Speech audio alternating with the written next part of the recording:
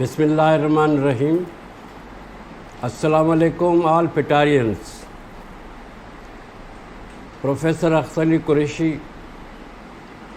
میں نے cadet college پٹارو سن 1975 میں جوائن کیا تھا.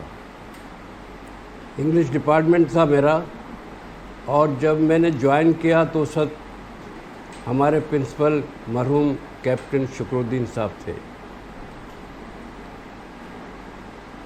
آج کا جو ماحول ہے اس کے مقابلے میں وہ ماحول بہت زیادہ سخت تھا. سخت اس طرح سے تھا کہ جو ابھی فیسلٹیز یہاں موجود ہیں وہ نہیں تھیں. مکانات دیکھیں، اسکول کلاس رومز دیکھیں، ہاؤسز دیکھیں، سب میں بڑا چینج آ چکی ہے. جو اس وقت تھا وہ یہ نہیں ہے. اس وقت زندگی بڑی سخت بھی تھی، مشکل بھی تھی. ہمارے لیے ایک نیا ماحول تھا، اور ہمارے سینئر جو تھے وہ بہت ہی زیادہ پڑھے لکھے اور تہذیب یافتہ اور تجربہ کار تھے. ان سے ہم نے بہت کچھ سیکھا، اور انہوں نے ہماری رہنمائی بھی کی اور ہمیں سکھایا بھی. ہم ان کے مشکور ہیں. اب ہوا یہ کہ اس دور میں نائجیریا جانے والے لوگوں کی تعداد بہت تھی، تو بہت سارے ٹیچر ہمارے سینئر تھے وہ وہاں چلے گئے.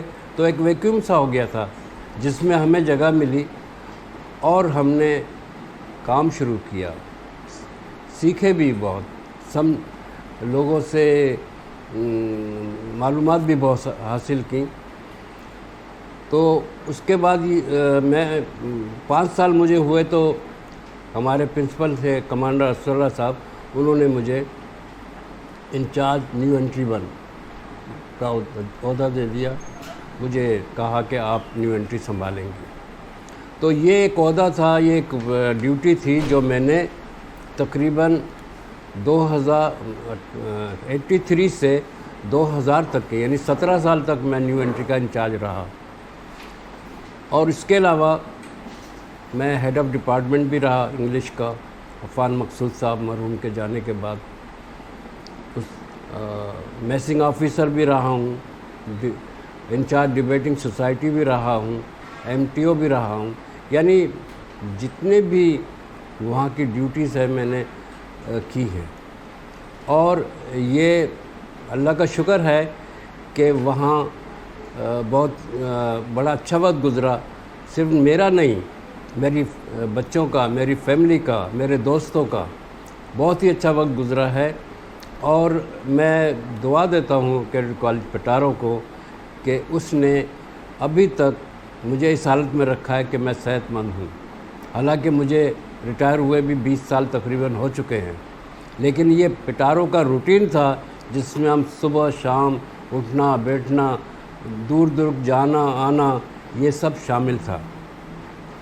اور کیڈٹ کالج پٹارو نے تو بہت سارے عظیم لوگ پیدا کیے ہیں.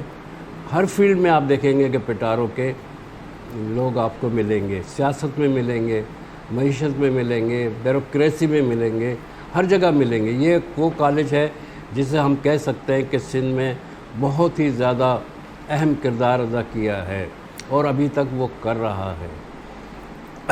اس کے علاوہ بہت ساری فیسلٹیز بھی ہیں، بہت ساری کھیل ہیں، ایکسٹرا ایکٹیویٹیز ہیں. سب کچھ بچوں کے لیے وہاں موجود ہیں، اور بچے ایک ہول سم پرسنالٹی بن کے وہاں سے باہر آتے ہیں. میں نے دیکھا ہے کہ بچے دیہات سے بھی آئے ہیں، بچے شہروں سے بھی آئے ہیں، اور وہ بچے ایک دوسرے سے مل گئے، آپس میں دوستیاں ہو گئیں. اور یہ دوستی اتنی عظیم اور مضبوط دوستی ہے کہ میں آپ کو بتا نہیں سکتا کہ دنیا بھر میں مجھے کبھی ایسے لوگ نہیں ملے، کوئی کالج، کوئی اسکول، جہاں پر اتنی زیادہ انڈرسٹینڈنگ ہو بچوں میں جتنی کیڈٹ کالج پٹارو کے بچوں میں. ایک بچے کو کوئی ضرورت پڑ جائے تو اس کے کہنے کی دیر ہوتی ہے، سب بچے اس کی مدد کے لیے پہنچ جاتے ہیں. اس میں چھوٹے بڑے کا، امیر غریب کا کوئی حق نہیں ہے. صرف ایک کال دینے کی ضرورت ہے اور سب بچے اس کی مدد کے لیے پہنچ جاتے ہیں۔ یہ سب سے بڑی عظیم چیز ہے جو منفرد چیز ہے کیڈٹ کالج پٹاروں کی، کہ بچوں میں بہت زیادہ انڈرسٹینڈنگ ہے۔